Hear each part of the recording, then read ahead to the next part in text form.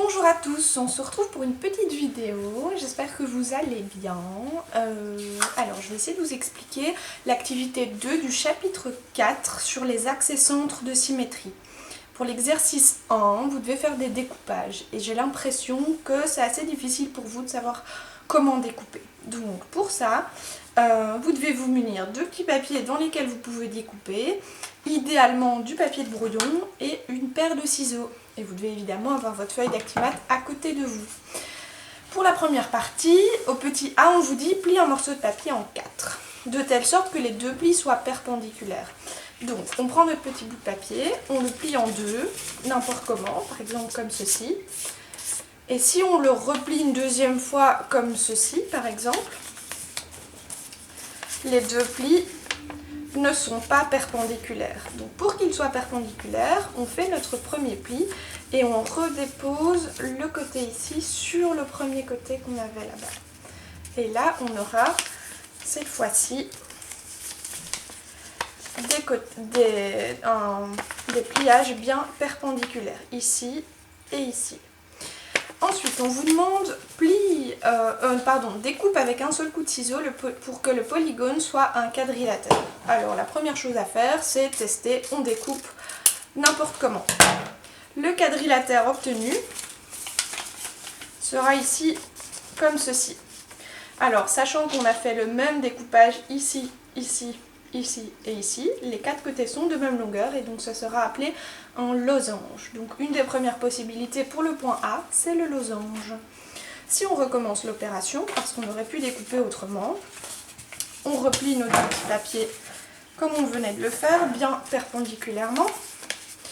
Et puis, la deuxième manière de découper, c'est de se dire, je vais garder la même distance ici que la distance là. Donc vous mesurez par exemple une distance de 2 cm et ici une distance de 2 cm.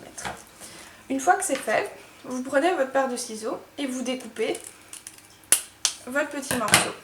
Quand vous rouvrez votre figure, vous obtenez un carré qui a les quatre côtés de même longueur. Le carré est un losange particulier. Ceci conclut le point A. On peut passer maintenant au point B. Donc on doit plier un morceau de papier en 4 de la même manière que juste avant. Et cette fois-ci, on ne va plus avoir droit à un coup de ciseau, mais à 2 coups de ciseau.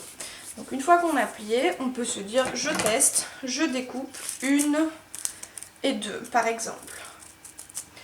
Quand on découpe n'importe comment, ce qui va nous déranger, c'est qu'on ne va pas obtenir un quadrilatère.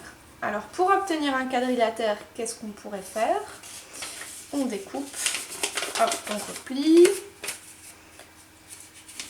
Une manière de faire, c'est de se dire, je vais découper parallèlement au côté ici du pliage. Donc on peut découper par exemple sur ce côté, comme ceci, un grand segment. Et puis dans l'autre sens, parallèlement à ce petit côté ici, un petit segment. Une fois que c'est fait, on va pouvoir déplier.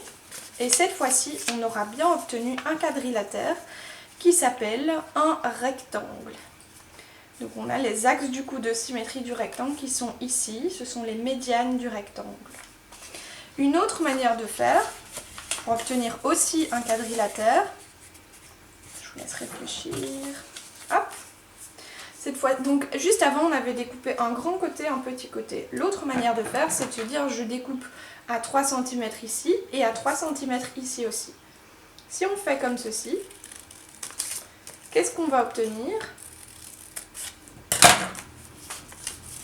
Oula! Bon, on va quand même comprendre. Hop là. Cette fois-ci, on va obtenir un carré. Donc les médianes du carré sont aussi des axes de symétrie de cette figure. On passe maintenant au point C. Cette fois-ci, on plie le morceau de papier seulement en 2. Comme ceci. Donc on l'a plié en 2. Une fois que c'est fait, on a droit à plusieurs coups de ciseaux. On ne nous dit pas combien, mais on veut obtenir des figures qu'on n'avait pas encore obtenues jusque maintenant. Donc on ne veut pas de carré, pas de losange, pas de rectangle. Qu'est-ce qu'il nous reste? Il nous reste le parallélogramme, le cerf-volant, le trapèze et plus spécifiquement le trapèze isocèle. Donc pour ce qui est du parallélogramme, on ne va pas pouvoir l'obtenir parce qu'en fait il n'y a pas d'axe de symétrie au parallélogramme. Donc ça c'est la petite réponse du point D. On ne pourra jamais obtenir de parallélogramme. Par contre, on pourra obtenir un cerf-volant. Un cerf-volant, c'est quoi? C'est une figure qui a deux côtés consécutifs de même longueur, donc deux paires de côtés consécutifs de même longueur. Pour cela, on va donner un coup de ciseau dans une certaine direction et un autre coup de ciseau pour rejoindre le premier. Quand on va ouvrir ceci, on aura bien un cerf-volant. Donc le cerf-volant, il a un seul axe de symétrie qui est ici. Celui-ci n'est pas un axe de symétrie puisque cette partie-là est plus petite que cette partie-ci. Une autre figure qu'on pourra obtenir, c'est pas le trapèze, mais c'est un trapèze particulier. C'est ce qui s'appelle le trapèze isocèle. Le trapèze isocèle, en plus d'avoir ces deux bases parallèles, il va avoir les deux côtés non parallèles de même longueur. Pour ça, il va falloir découper un petit côté.